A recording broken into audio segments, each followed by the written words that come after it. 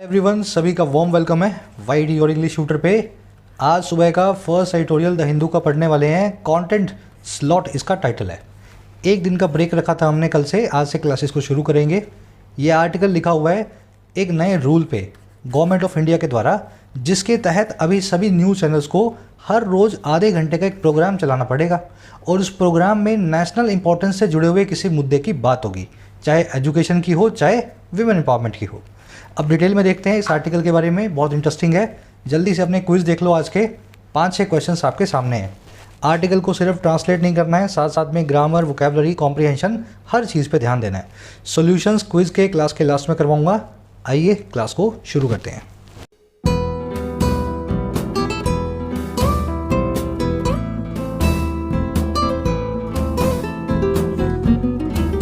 Right, कह रहे जी content slot. देखिए, स्लॉट आप जानते हैं टीवी की लैंग्वेज में, मीडिया की लैंग्वेज में एक टाइम पीरियड को बोलते हैं। जैसे इनका एक स्लॉट होगा सुबह 10 बजे से दोपहर को 1 बजे का, फिर दोपहर का स्लॉट होगा 1 से 4 बजे का। सुबह वाला स्लॉट जो है बड़े बूढ़े देखेंगे, दोपहर का जो स्लॉट है वो औरतें देखेंगी। इस तरीके से ये टाइम को डिवाइड करके रखते हैं अलग अलग स्लॉट्स में। और कंटेंट का मतलब होता है कोई चीज़, कोई खास वस्तु। कह रहा है एक खास चीज़ का स्लॉट इनको बनाना पड़ेगा और उस स्लॉट में कुछ अच्छी बातें हर रोज़ इनको जनता को बतानी होगी, चाहे वो बातें हों देशभक्ति की, शिक्षा की, औरतों की या किसी और बुराई की, सामाजिक बुराई की। आगे बात समझ में। एक स्लॉट बनाया जाएगा जिसमें खास कंटेंट दिखाया जाएगा। अब इस कंटेंट वर्ड का मतलब आपने समझ लिया, चीज़। चीज़, कोई भी चीज़ को कंटेंट बोलते हैं। लेकिन कंटेंट का एक और मीनिंग भी होता है। कंटेंट का दूसरा मीनिंग होता है एडजेक्टिव फॉर्म में और इसका मीनिंग होता है सेटिस्फाइड। अगर आप कंटेंट है किसी चीज़ से तो आप सेटिस्फाइड यानी कि आप संतुष्ट हैं। कह रहे जी ये स्लॉट ऐसा स्लॉट होगा जिससे अब संतुष्टि मिलेगी देश को। अब इस स्लॉट का वास्तव में कुछ फ़ायदा लगेगा टीवी देखने का, है ना। तो दोनों ही तरीके से कंटेंट वर्ड का मीनिंग निकाला जा सकता है। कोई चीज़, उसको भी कंटेंट बोलेंगे और संतुष्ट आदमी को भी, सेटिस्फाइड को भी कंटेंट बोलते हैं। चलिए अब इसके टाइटल पैराग्राफ को देखते हैं क्या कहना चाह रहा है जी। कह रहा है public service broadcast is a good idea in a diverse country with myriad issues. कह रहा है जी पब्लिक सर्विस ब्रॉडकास्ट नाम की जो स्कीम है, कौन सी स्कीम है ये, अभी इसके बारे में आगे आपको बताया जाएगा। हर टेलीविज़न चैनल को कुछ ब्रॉडकास्ट करना पड़ेगा, दिखाना पड़ेगा जो पब्लिक सर्विस में हो, जो जनहित के लिए हो। कह रहे जी ये जो नया नियम आया है, नई जो स्कीम आई है ना, ये इज़ अ गुड आइडिया, ये एक बड़ा अच्छा विचार है। और कहाँ पे ये है? एक डाइवर्स कंट्री में, एक विविध प्रकार की कंट्री में, ऐसा देश जिसमें अलग अलग तरह के लोग रहते हैं। और किस प्रकार का देश? विद myriad इश्यूज, जिसमें भांति भांति के, नाना प्रकार के myriad इश्यूज भी हैं। आगे बात समझ में। तो हमारा कंट्री बहुत डाइवर्स है, अलग अलग तरह के लोग मिलेंगे और कंट्री में बहुत सारे इश्यूज हैं जो myriad हैं, नाना प्रकार के हैं, वेरियस हैं। तो ऐसी कंट्री में इस तरह का एक स्कीम जो है एक बहुत ही गुड आइडिया हो सकता है। सिंपल सेंटेंस है, पब्लिक सर्विस ब्रॉडकास्ट की वर्ब है इस। इस पूरी टर्म के बारे में आपको अभी आगे डिटेल में बताया जाएगा आर्टिकल में, ये कैसे बनी है। डाइवर्स का मतलब होता है मल्टीपल चीज़ों से मिलकर बना हुआ, जिसमें डाइवर्सिटी हो, जिसमें विविधता हो, जो मिक्स्ड हो या वेरिंग हो। myriad भी एक एडजेक्टिव है, इसका मतलब होता है of various types, multiple, Hindi में बोलते हैं भिन्न भिन्न प्रकार का, नाना प्रकार का। ये दोनों वर्ड्स ऑलमोस्ट एक जैसे ही हैं, है ना। चलो अब एक काम करते हैं, जल्दी से आर्टिकल की वोकैब पे नज़र डालेंगे ताकि इस आर्टिकल को स्मूथली पढ़ा जा सके। और उसी के साथ में कॉम्पिटिटिव एग्जाम्स की तैयारी कर रहे हो, एसएससी, बैंकिंग, यूपीएससी की, और अगर इंग्लिश में स्ट्रगल कर रहे हो तो अपनी ऐप को डाउनलोड करें। आपकी अपनी ऐप है वाईडी और इंग्लिश ट्यूटर। इसी वीडियो के फर्स्ट कमेंट में इसका लिंक रखा है। ऐप पे आपको कोर्सेज मिलेंगे राइटिंग का, बैंकिंग का और एसएससी का। राइटिंग कोर्स में आपको लिखना सिखाया गया बिल्कुल बेसिक से 60 से 80 आवर्स के अंदर। थ्योरी प्लस प्रैक्टिकल इसमें दोनों इंक्लूडेड है। इस कोड के साथ में 485 में कोर्स आपको मिल जाएगा। नेक्स्ट वीक से प्रोबेबली इसके दाम बढ़ेंगे। जो लोग लेना चाहते हैं एनरोल कर सकते हैं। सेकंड कोर्स है आपको मिलेगा बैंकिंग का, जिसमें बैंकिंग के सारे वैरायटी के क्वेश्चंस को आपको यहाँ पे तैयार करवाया जाता है सही अप्रोच के साथ में। अराउंड 100+ आवर्स का कंटेंट है, 1 साल की वैलिडिटी है, इसका भी फायदा आप ले सकते हैं। इसी तरीके से एसएससी के कोर्स में एसएससी के सभी एग्जाम्स का प्रीलिम्स और मेंस आपको तैयार करवाया जाता है। एक एक वैरायटी के क्वेश्चन को डिटेल्ड अप्रोच के साथ में करना सिखाया जाता है। कोर्सेज से रिलेटेड कोई भी क्वेरी हो, ये टीम का नंबर है, आप इस पर व्हाट्सअप करके टीम से बात कर सकते हैं। ऐप का लिंक इसी वीडियो के फर्स्ट कमेंट में रखा हुआ है। बहुत ही सिंपल सा आर्टिकल है और 4 ही वोकैबुलरी के वर्ड्स हैं आज नए। नए तो क्या है, मतलब अच्छे वर्ड्स हैं। डिस्पोज ऑफ बहुत बार हो चुकी है फ्रेजल वर्ब, इसका मतलब होता है किसी चीज़ से छुटकारा पाना या किसी चीज़ से गेट रिड ऑफ करना। इसमें एक ही चीज़ ध्यान रखने की है, डिस्पोज में ओ डबल एफ नहीं आता, उसी प्रकार से गेट रिड ऑफ में भी ओ डबल एफ नहीं आता। The killers try to dispose of the body by throwing it in a river. Killers ने छुटकारा पाने की कोशिश की बॉडी से, डिस्पोज ऑफ द बॉडी, जिस भी चीज़ से छुटकारा पा रहे हो ऑफ के बाद लिख दो। तो ठिकाने लगाने की कोशिश की इन्होंने बॉडी को, इसको नदी में फेंक करके, थ्रो करके इन अ रिवर। अब देखो छुटकारा पाने के लिए, ठिकाने लगाने के लिए, डिस्पोज ऑफ करने के लिए एक और फ्रेजल वर्ब है डू अवे विद समथिंग। आज डू अवे विद समथिंग को आर्टिकल में देखेंगे। यहाँ ऐसा भी लिख सकते थे the killers try to do away with the body by throwing it in a river. चलिए फ्रेजल वर्ब आर्टिकल में आएगी डू अवे विद, किसी चीज़ से छुटकारा पाना। अगला वर्ड है caveat.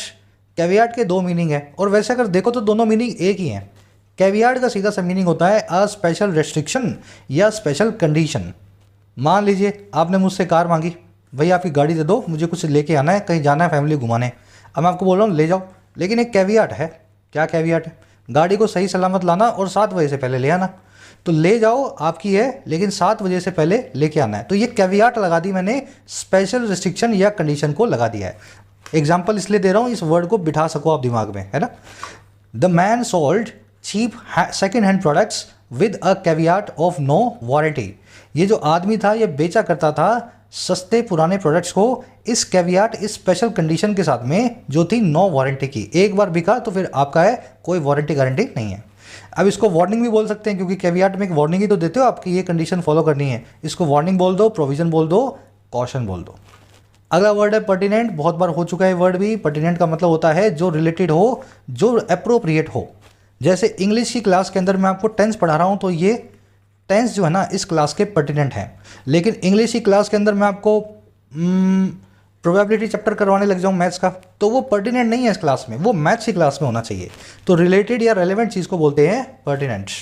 The most pertinent concern for Europe today is an energy crisis in winters.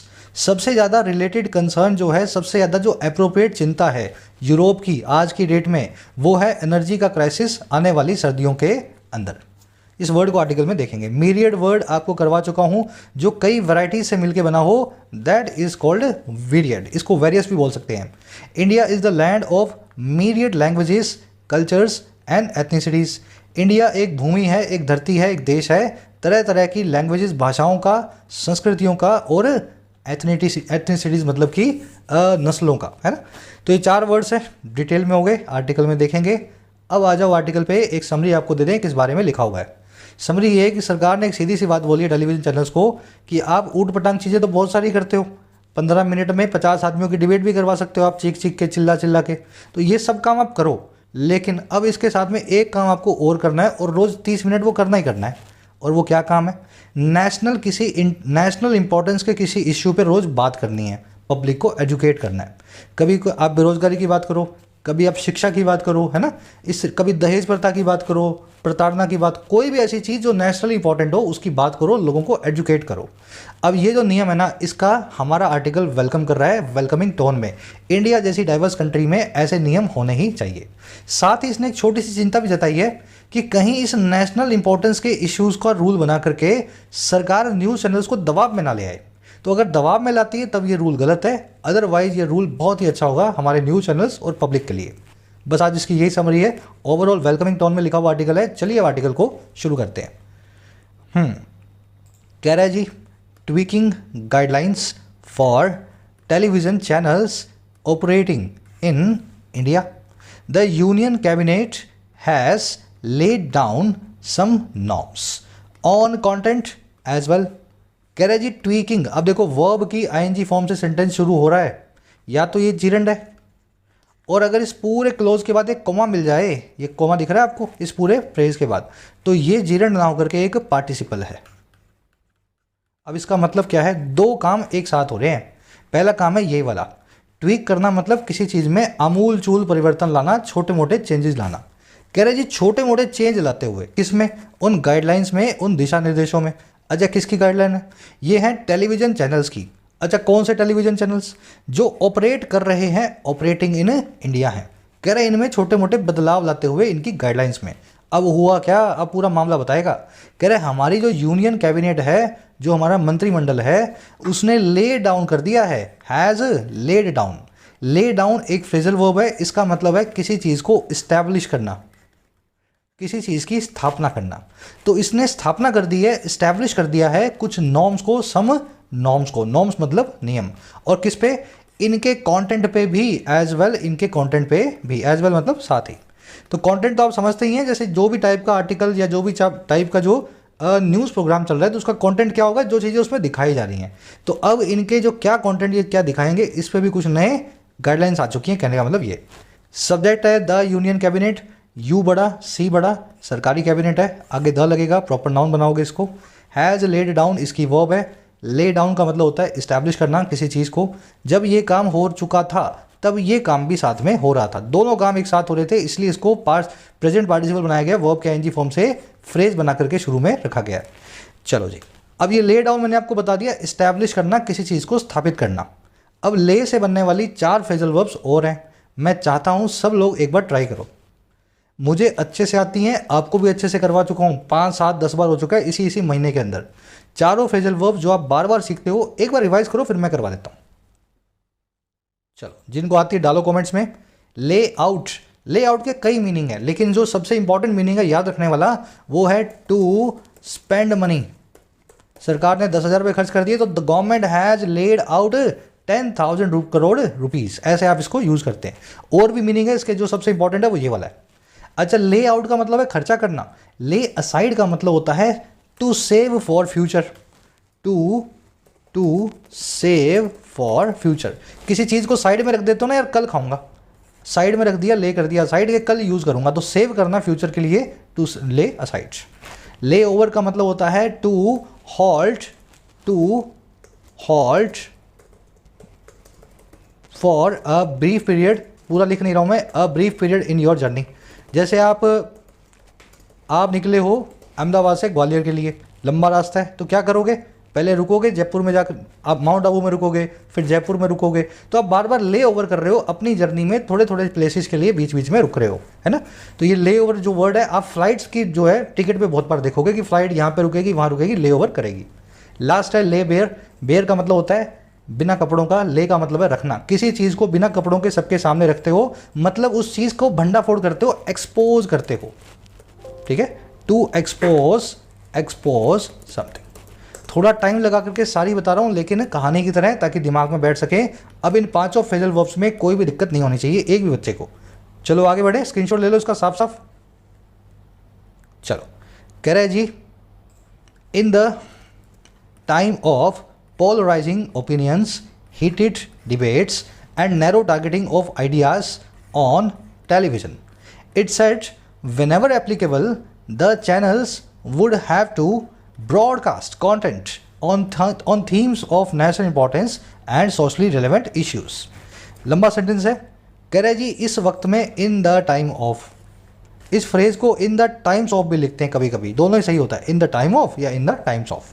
कह रहे जी ऐसे दौर में, इन द टाइम ऑफ, कैसा दौर, जो है ओपिनियन का पोलराइजिंग। पोलराइजिंग का मतलब होता है एक तरफ झुकी हुई, या तो बीजेपी या फिर कांग्रेस, बस एक तरफ का ही आदमी हूं मैं, दूसरी तरफ की बात भी नहीं सुनूंगा।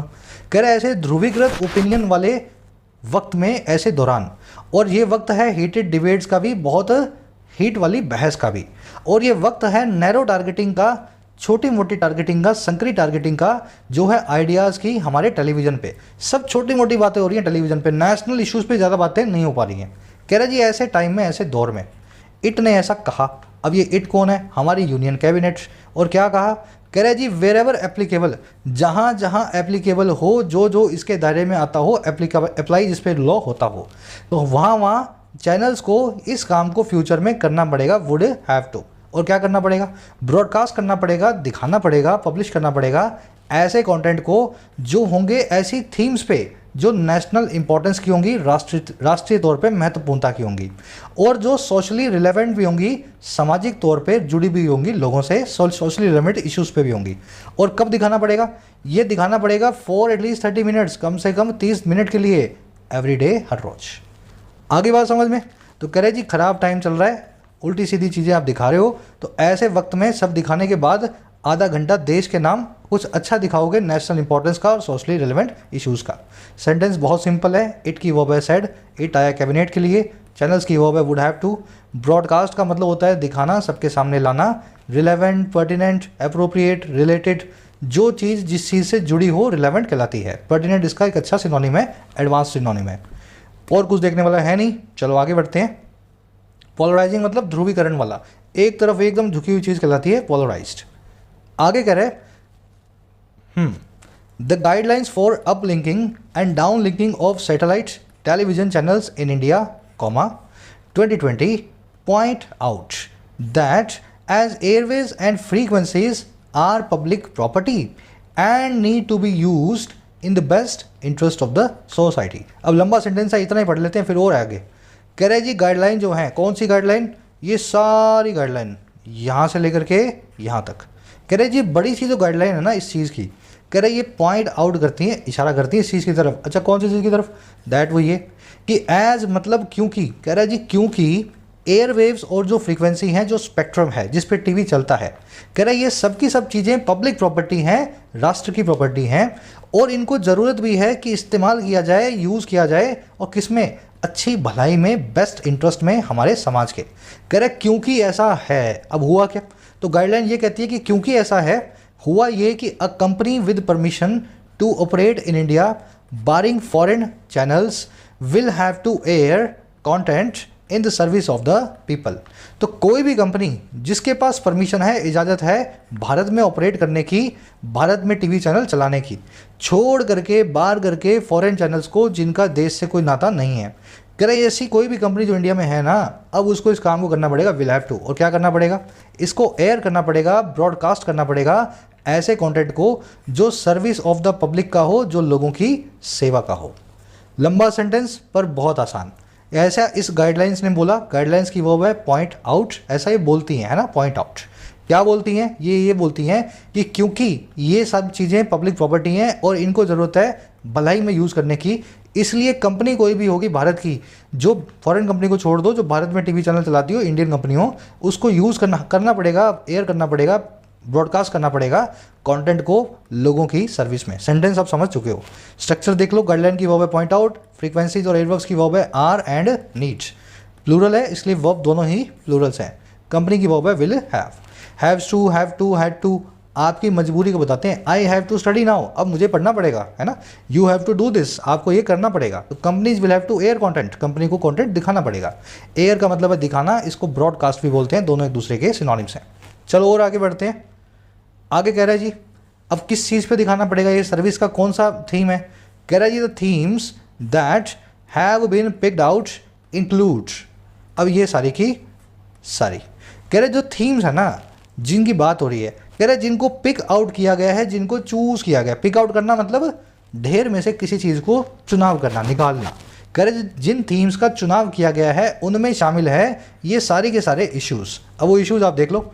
Education and spread of literacy, agriculture and rural development, समझते ही हो ना, शिक्षा, लिटरेसी यानी कि साक्षरता का स्प्रेड यानी कि फैलाव, खेती और रूरल डेवलपमेंट गांवों का विकास, हेल्थ एंड फैमिली वेलफेयर परिवार और समाज कल्याण, है ना, स्वास्थ्य और परिवार कल्याण, health and family welfare, science and technology, औरतों की भलाई, welfare of women, weaker sections का वेलफेयर, समाज के पिछड़े वर्गों का, प्रोटेक्शन ऑफ एनवायरनमेंट, मौसम का जो है, एनवायरनमेंट का जो है समझ गए ना सब चीज़ें, एंड ऑफ कल्चरल हेरिटेज, ऐसे इश्यूज जो कल्चरल हेरिटेज के हैं। हेरिटेज का मतलब होता है विरासत, हमारी सांस्कृतिक विरासत के हैं, और नेशनल इंटीग्रेशन के हैं, राष्ट्रीय इंटीग्रेशन यानी एकता के इश्यूज हैं। तो ये सारे इश्यूज इसमें इंक्लूडेड हैं।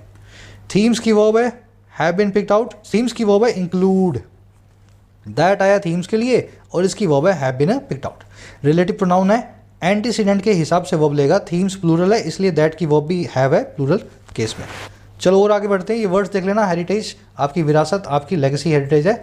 इंटीग्रेशन मतलब यूनिटी यानी एकता। कह रहे जी these are subjects on which a lot more awareness is necessary. कह रहे ये वही सब्जेक्ट हैं जिनके ऊपर ऑन विच और ज़्यादा अवेयरनेस और ज़्यादा जागरूकता नेसेसरी है, जरूरी है, इज नेसेसरी। Simple sentence. अच्छा क्यों है?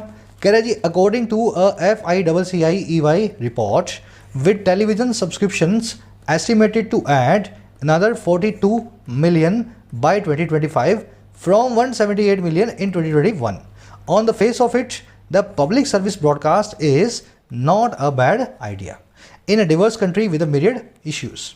कह रहा है जी, इस अकॉर्डिंग टू देख लें इस रिपोर्ट को, इसके हिसाब से क्या है जी, इसके हिसाब से है जी इस चीज़ के साथ ही, और कौन सी चीज़, विद टेलीविज़न सब्सक्रिप्शंस के एस्टिमेट हो जाने के साथ ही कि वो ऐड करेंगे और 4.25 करोड़ लोगों को, 4.2 मिलियन को 2025 तक, और कहाँ से, 178 मिलियन से जो भी 2021 में है। तो अभी 178 हैं 21 के अंदर, और 42 जुड़ जाएंगे, देख लेना 22 करोड़ लोग हो गए। कह रहा है इस तरीके से टेलीविज़न सब्सक्रिप्शन के देश में बढ़ने के साथ ही हुआ क्या, हुआ ये कि देखने के तौर पे on the face of it का मतलब होता है दिखाई देने वाले तौर पे, कह रहा है जी ऊपरी सतही तौर पे, दिखाई देने वाले तौर पे, ये जो पब्लिक सर्विस ब्रॉडकास्ट की स्कीम है ये एक बुरा आइडिया नहीं है एक विविध प्रकार के देश में, डाइवर्स कंट्री में, जिसके इश्यूज़ भी कई प्रकार के हैं, मिरियड इश्यूज़ हैं।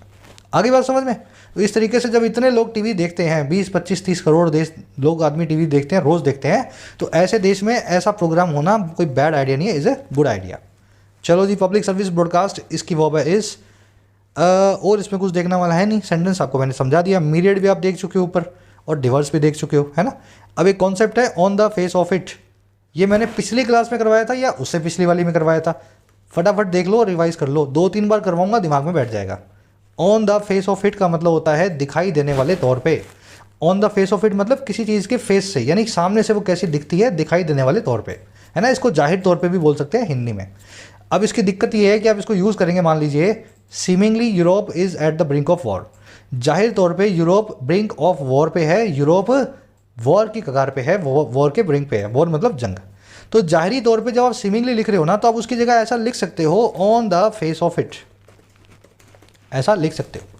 लेकिन ये सेंटेंस अगर इस तरीके से बने, evidently Russia and Ukraine are involve in a long term conflict, इसका मतलब भी है जाहिरी तौर पे एविडेंटली, तो जाहिरी तौर पे रशिया और यूक्रेन जो हैं इन्वॉल्व हैं एक लॉन्ग टर्म कॉन्फ्लिक्ट में, लंबी चलने वाली वॉर में। अब अगर जाहिरी तौर को आप on the face of it लिखना चाहो तो ये हो जाएगा गलत, on the face of it लिखूंगा तो गलत। क्यों? देखो ऊपर था यूरोप, ऊपर था यूरोप, नीचे है रशिया एंड यूक्रेन। जब ये प्लूरल आ गया तो इट का काम नहीं है, यहाँ दम लगेगा, ऐसा ही होना चाहिए ना भाई। ऊपर तो इट आ गया क्योंकि यूरोप था, यूरोप के लिए इट आ गया, यहाँ रशिया यूक्रेन है, अब इट से तो काम चलेगा नहीं, ऑफ के बाद दम लगा देता हूँ। और यही होती है गलती। गलती ये होती है कि आपका एग्जामिनर इसी तरीके से आपको दम लगा के देगा इस एडवर्ब के साथ में। आपको याद रखना है ये एडवर्ब या कोई भी एडवर्ब अपना फॉर्म चेंज नहीं करेगी, ये जो दम है ये गलत है, आपको यहाँ पे इट ही लगाना है। ये एक एडवर्ब है, इस एडवर्ब का कनेक्शन इस वर्ब से है, आर इन्वॉल्व से, आर से कनेक्शन है, इससे कोई कनेक्शन नहीं है। तो इसके हिसाब से इट का दम मत करना, ये फ्रेज कभी भी चेंज नहीं होगा। समझ गए? चलो आज के क्वेश्चन एक बना के दूंगा, उसमें इस फ्रेज को चेंज करके दिया होगा, आपको सही करना है। अब आगे बढ़ते हैं, आ जाओ नेक्स्ट क्वेश्चन, नेक्स्ट जो है पैराग्राफ पे आगे कह रहा है जी, कह रहा है the good intent however comes with a caveat. कह रहा है लेकिन जो अच्छा इंटेंट है सरकार का, हालांकि वो आता है एक स्पेशल कैवियाट कंडीशन या वार्निंग के साथ। कैवियाट याद है ना, गाड़ी ले जाओ लेकिन 7 बजे तक ले आना। तो ये जो अच्छा इंटेंट है ना बहुत अच्छा है, लेकिन इसके साथ भी एक छोटी सी वार्निंग जुड़ी है। अब कैसे जुड़ी है? कह रहा है जी the guidelines say the central government may from time to time issue a general advisory to the channels for telecast of content in national interest. कह रहा है जी इसका ये गाइडलाइंस का कहना है, द गाइडलाइंस से कि सरकार जो है ना सेंट्रल गवर्नमेंट, वो में इशू कर सकती है, और कब? वक्त पड़ने पे ज़रूरत के हिसाब से, फ्रॉम टाइम टू टाइम, हर 2, 3, 4, 6 महीने से पीरियडिकली। कह रहा है वो क्या इशू कर सकती है? एक जनरल एडवाइजरी को, एक जनरल सी सलाह को, और किसको? चैनल्स को, सारे के सारे न्यूज़ चैनल्स को। और किसके लिए? फॉर टेलीकास्ट, टेलीकास्ट के लिए, ब्रॉडकास्ट के लिए, दिखाने के लिए कंटेंट को, प्रोग्राम को, और किस में? नेशनल इंटरेस्ट के अंदर। And the channel shell comply with the same, और चैनल को कंप्लाई विद करना पड़ेगा, मानना पड़ेगा इसी चीज़ को। आई बात समझ में? तो बस ये इसके साथ प्रॉब्लम है, कहीं ये गाइडलाइंस के बहाना बना के सरकार जो है चैनल्स को सताना और परेशान करना ना शुरू कर दे, वो चैनल्स जो सरकार के खिलाफ न्यूज़ दिखाते हैं। गाइडलाइंस की वजह से, गवर्नमेंट की वजह में इशू, ये फ्रॉम टाइम टू टाइम ये फ्रेजल वर्ब है, सॉरी मतलब एडवर्बियल फ्रेज है। हेल्पिंग और मेन वर्ब के बीच में ही एडवर्ब की डिफॉल्ट पोजीशन होती है, तो may helping verb, issue main verb, बीच में आ गया from time to time adverbial phrase, है ना। एडवाइजरी का मतलब होता है सलाह, है ना, रिकमेंडेशन, चैनल्स की वर्ब है शैल कंप्लाई विद करना, किसी चीज़ का सख्ती से पालना करना। कंप्लाई विद करने को अवॉइड बाय भी कहते हैं, कन्फर्म टू भी कहते हैं और अडियर टू भी कहते हैं। याद रखनी पड़ेंगी ये सब phrasal verbs, adhere to, conform to, abide by, comply with. सही चीज़ के साथ में सही फ्रेजल वर्ब लगेगी। ऐसा नहीं है अडियर के साथ में विद लगा रहा हूँ, कंप्लाई के साथ में बाय लगा रहा हूँ, ऐसा नहीं होगा। सबका मतलब है सख्ती से फॉलो करना। चलो आगे बढ़ते हैं और आगे कह रहे हैं though the central government has left it to the channels to appropriately modulate their content to fulfil the obligation. कह रहे हैं हालांकि दो, क्या हुआ जी, सेंट्रल गवर्नमेंट ने छोड़ दिया है, लीव कर दिया है, हैज़ लेफ्ट, और इस पूरी चीज़ को चैनल्स के ऊपर, has left it to the channels, और क्या कि वो अप्रोप्रिएटली सही तरीके से मॉड्यूलेट करें, रेगुलेट करें, नियमित करें, और किसको, अपने प्रोग्राम्स को, कंटेंट को। और क्यों, ताकि वो फुलफिल कर सकें, सेटिस्फाई कर सकें अपनी ऑब्लिगेशन, अपनी जिम्मेदारी। तो सेंट्रल गवर्नमेंट ने बोला कि आपके ऊपर ही छोड़ रहे हैं, आप ही करो, हम तो तब तक आपको नहीं समझाएंगे जब तक आप सही करते रहोगे। कह रहा है ऐसा है हालांकि, फिर भी हुआ क्या, अब ये बताएगा कोमा लगा के। हुआ ये, its stated intention to step in as and when required may be another way to signal. कह रहा है इसका जो कहा गया ये इंटेंशन है, ऐसा जो इरादा है जो उसने बता दिया है सेंटर ने कि हम बीच बीच में बताते रहेंगे अगर आप ना करो। तो कह रहे जो इरादा है ना स्टेप इन करने का, दखल अंदाजी करने का, एज एंड व्हेन रिक्वायर्ड, जब और जहाँ जैसे ज़रूरत हो। कह रहे ये इरादा जो है ये हो सकता है मे बी एक दूसरा वे हो हिंट करने का, सिग्नल करने का, दैट इस चीज़ को। और कौन सी चीज़, it will keep a watchful eye on the media, कि सरकार की निगरानी भरी आंख मीडिया के ऊपर हमेशा रहने वाली है। आगे बात समझ में, तो मीडिया कोई प्रेशर में ला सकती है सेंट्रल गवर्नमेंट, कहने का मतलब ये। वैसे तो सेंटर कह रही है हम बीच में नहीं पढ़ेंगे, आप सही करो, अपने हिसाब से करते रहो, लेकिन कह रही है हम पढ़ भी सकते हैं अगर आप गलत करोगे तो इस चीज़ का फ़ायदा उठा के हो सकता है सेंटर किसी चैनल को परेशान भी करने लगे। गवर्नमेंट की वर्ब है हैज़ लेफ्ट, इंटेंशन की वर्ब है मे बी, इट की वर्ब है विल कीप। ऑब्लिगेशन का मतलब होता है रिस्पॉन्सिबिलिटी, आपका फर्ज, आपकी ड्यूटी। मॉड्यूलेट करना मतलब होता है रेगुलेट करना, एडजस्ट करना, नियमित करना किसी चीज़ को। फुलफिल का मतलब होता है संतुष्ट करना किसी क्राइटेरियन को, किसी भी चीज़ को संतुष्ट करना, है ना। चलो वॉचफुल आई तो समझ गए ना, निगरानी भरी आंख। आगे कह रहा है जी in its 2008 recommendations the TRAI telecom regulatory authority of India had suggested a public service obligation, comma, कह रहा which the I&B ministry, information broadcasting ministry has taken on board. अब ये बता रहे हैं पूरा मामला आया कहाँ से। कह रहा है जी अपने 2008 की रिकमेंडेशंस में, सलाहों में, जो ट्राई नाम की संस्था है जो सारे टेलीकॉम ऑपरेटर्स के ऊपर रेगुलेटर का काम करती है, कह रहे ये ट्राई ने ना सजेस्ट कर चुका था 2008 में, हैड सजेस्टेड, इस पूरी स्कीम को, पब्लिक सर्विस ऑब्लिगेशन को। कह रहा हुआ क्या, कह रहे जिसे इंफॉर्मेशन ब्रॉडकास्टिंग मिनिस्ट्री ने टेक ऑन बोर्ड किया है, अब अपने अंदर शामिल किया है। तो 2008 के अंदर बताया गया सुझाव 2022 में मिनिस्ट्री ने समझा और इस सुझाव को ऊपर इसको ऑन बोर्ड कर लिया, इसको शामिल कर लिया अपने अंदर इस सुझाव को। समझ में आ गई बात। ट्राई की वो है हैड सजेस्टेड, 2008 की बात हो रही है, पास्ट का टेंस लगेगा, पास्ट परफेक्ट लगा हुआ है ना। बाकी टेंसेस वगैरह आपको डिटेल में बेसिक्स में करवा दिए गए हैं, कब पास्ट परफेक्ट लगाना है, कब पास्ट सिंपल लगाना है। आप सजेस्टेड भी तो लिख सकते थे ना, ये हैड का भी अलग मीनिंग है, ये आपको बेसिक्स पूरे करने हैं चैनल के होम पेज से। मिनिस्ट्री इसकी वर्ब है has taken, take on board मतलब किसी को शामिल करना, किसी को साथ में लाना, किसी काम के ऊपर, किसी टास्क पे। चलो अब एक दो सेंटेंस लगे रास के, फिर आपको एक इसका सोल्यूशन मिलेगा। कह रहे जी but there is no clarity yet on compensation norms and who is going to foot the bill for the public service component on TV. कह रहे लेकिन अभी भी कोई क्लैरिटी नहीं है, इस चीज़ पे सफाई नहीं है येट अभी तक, और किस पे, हर्जाने पे, कॉम्पनसेशन पे, क्लेम पे, और किसका, कॉम्पनसेशन की नॉर्म्स पे, क्या नॉर्म्स पे कॉम्पनसेशन होगा। कह रहा और किस चीज़ पे, दूसरा इस चीज़ पे कि कौन बंदा जा करके फुट द बिल करेगा। देखिए फुट द बिल का मतलब होता है पूरा एक्सपेंस सहना किसी चीज़ का, है ना, पूरे खर्चे को सहना। तो कौन बंदा जो है लास्ट में खर्चे को सहेगा पब्लिक सर्विस कंपोनेंट के प्रोग्राम के लिए टीवी के ऊपर। तो सरकार ने ये कह दिया तो हो सकता है सरकार ही पैसा दे रही है उस प्रोग्राम को करवाने का, या हो सकता है टीवी को अपनी जेब से देना है। तो ये पूरी क्लैरिटी अभी आना बाकी है कि पैसा देगा कौन। क्लैरिटी की वर्ब इज, हो की verb is going, foot the bill करना, किसी चीज़ का खर्चा सहन करना, है ना। To take, to make the payment और पे फॉर द कॉन्सिक्वेंसेज, किसी चीज़ के खर्चे को सहना। ये एडियम आज के क्विज में आपसे पूछी गई है ना, जो आप सीख रहे हो वहाँ पे जाके अप्लाई करनी है। कह रहा है जी the guidelines with effect from November 9 replace those in operation since 2011, with the government announcing a host of measures which include making India a teleport hub। कह रहे जो नई जो गाइडलाइंस है जिनकी हमने बात की है, जो विद इफेक्ट फ्रॉम होंगी, जो इंप्लीमेंट होंगी इस डेट से। विद इफेक्ट फ्रॉम का मतलब है कब से इनका इफेक्ट आएगा। कह रहे गाइडलाइन जो है ना, जो इफेक्ट में आने वाली है नवंबर 9 से, या आ चुकी हैं नवंबर 9 से। कह रहे ये रिप्लेस करती हैं, सुपरसीड करती हैं, हटाती हैं, और किसको? उन गाइडलाइंस को, दोज को जो इन ऑपरेशन थी, और कब से? 2011 से। तो 2011 की गाइडलाइंस को 2022 वाली रिप्लेस कर रही हैं। और कैसे?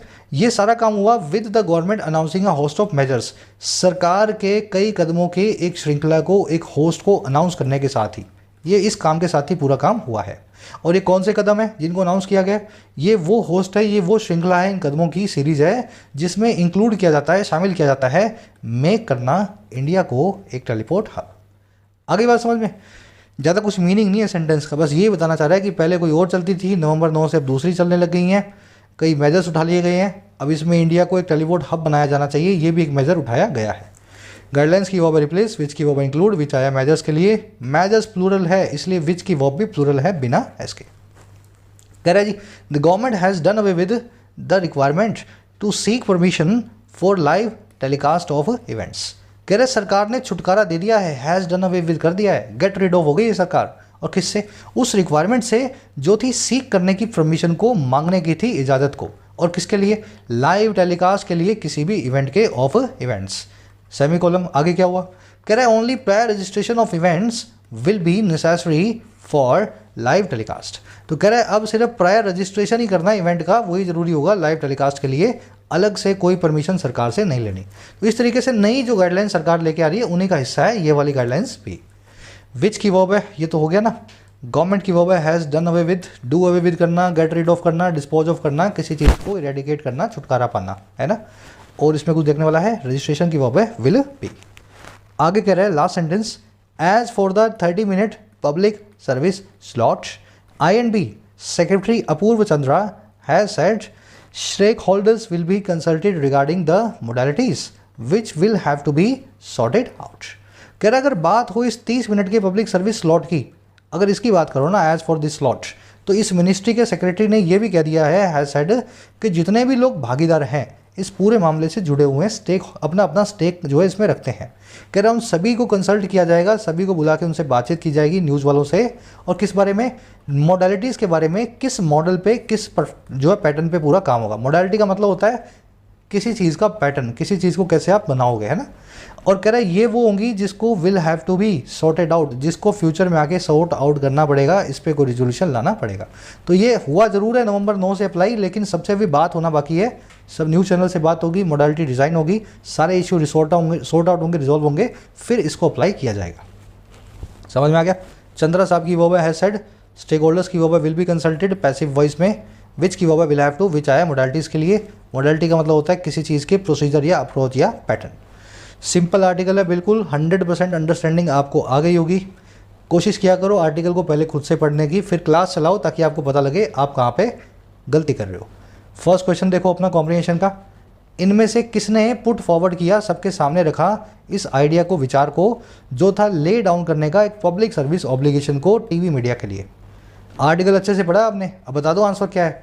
INB सेक्रेटरी ने बोला था सबसे पहली बार, मिनिस्ट्री ने बोला था, होम मिनिस्ट्री ने बोला था, telecom regulatory authority of India ने बोला था। तो सही आंसर को चूज़ करो और यहाँ पे उसको समझ गए ना। क्वेश्चन के आंसर डाल रहा हूँ फर्स्ट कमेंट में, पहले अपना आंसर निकाल लो। सेकंड क्वेश्चन क्या है, which of the following is not one of the themes advised for public service obligation. तो कई सारी थीम्स आपको बताई थी, इनमें से कौन सी थीम के बारे में कोई एडवाइस नहीं आई है। तो वो सारी थीम्स आप देखो और सही वाली थीम्स को सिलेक्ट करो। तीसरे चौथे में 2 एरर्स मिलेंगी। एरर दिखा देता हूँ आपको कहाँ पे है, मोटा मोटा आपको आइडिया लग जाए। पहली एरर हो सकता है आपको इस फ्रेज में मिल जाए, और दूसरी एरर आपको मिलेगी शायद इस इन्फिनेटिव में। ढूंढो एरर्स को, है ना।